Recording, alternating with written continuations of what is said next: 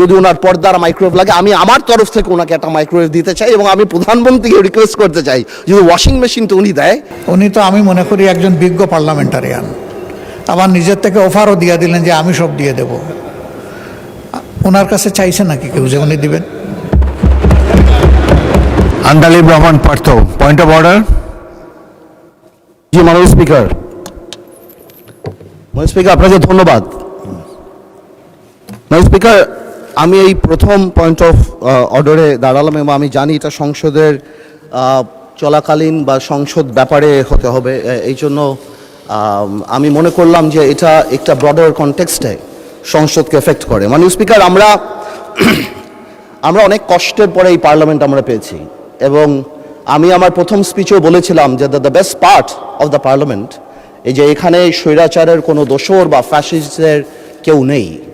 মাননীয় স্পিকার, গত পার্লামেন্ট শুধু পার্লামেন্টের গণতন্ত্রের হত্যা করে না, এই পার্লামেন্টের স্ট্যান্ডার্ডকে সাংঘাতিকভাবে নষ্ট করেছে। আমরা দেখেছি মাননীয় স্পিকার, এখানে মমতাজ থেকে আরম্ভ করে এখানে গান হয়েছে, এখানে অন্য কিছু হয়েছে।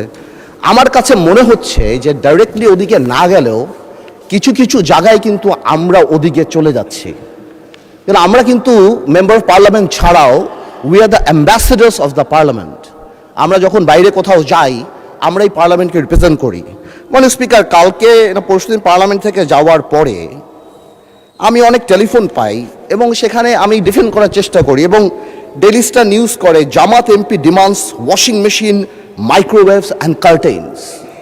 এটা আমাকে অনেক লজ্জা দেয় এবং আমি মনে করি এই পার্লামেন্টকে অনেক লজ্জা দেয় যে একটা মেম্বার অফ পার্লামেন্ট এখানে দাঁড়িয়ে যেখানে জনগণের কথা বলবে, যেখানে বিভিন্ন জনগণের দাবির কথা বলবে, সেখানে একজন মেম্বার অফ পার্লামেন্ট দাঁড়িয়ে উনি ওয়াশিং মেশিন পেল না, মাইক্রোওয়েভ পেল না, কার্টেন পেল, সেই ব্যাপারে দাঁড়িয়ে কথা বলবে। যেখানে আবার বলা হয় যে আমরা গাড়ি নিব না, আমরা প্লট নিব না এই ব্যাপারে, তাহলে আমার কাছে মনে হয় মাননীয় স্পিকার যে আসলেই যদি গাড়ি আর প্লট যখন ওনারা বাদ দিল তখন ওনাদের বুকের উপরে কত বড় পাথর চাপা দিয়ে বাদ দিতে হলো যে মাইক্রোওয়েভ আর ওয়াশিং মেশিনের জন্য এই পার্লামেন্টে দাঁড়িয়ে কথা বলতে হচ্ছে।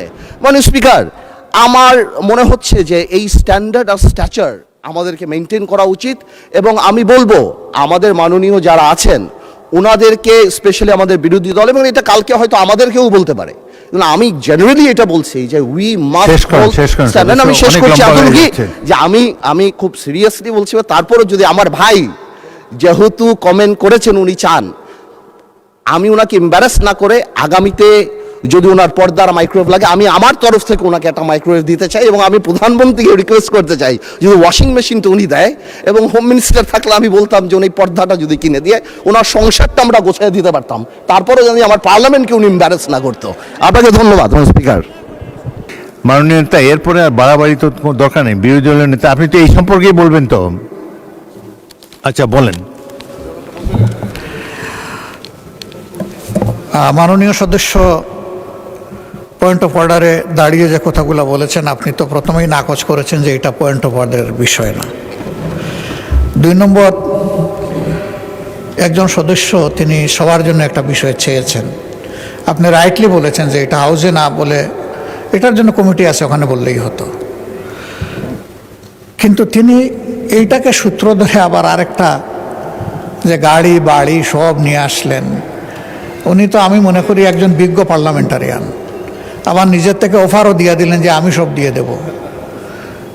ওনার কাছে চাইছে নাকি কেউ যে উনি দিবেন? আমার মনে হয় যে আমাদের মানসিকতাগুলো এমন হওয়া উচিত যেটা এখানে দাঁড়িয়ে অন্তত কেউ কারো সম্মানে আমরা আঘাত করব না। আমরা আশা করব যে আমি সহ আমরা সকলে আগামীতে এগুলোর প্রতি আরও যত্নশীল হব। ধন্যবাদ মাননীয় স্পিকার। ধন্যবাদ বিরোধী দলের নেতা। তবে আন্দালিব রহমান মাননীয় সদস্যের বক্তব্যে আমি যেটা বুঝতে পেরেছি তিনি কোনো তাকে আন্ডারমাইন করার জন্য বলেন নাই, সাহায্য করার জন্য বলেছেন, which is not really necessary. তবুও যাই হোক এই সম্পর্কে বক্তব্য এখানে ইতি হোক, এটাই চাই।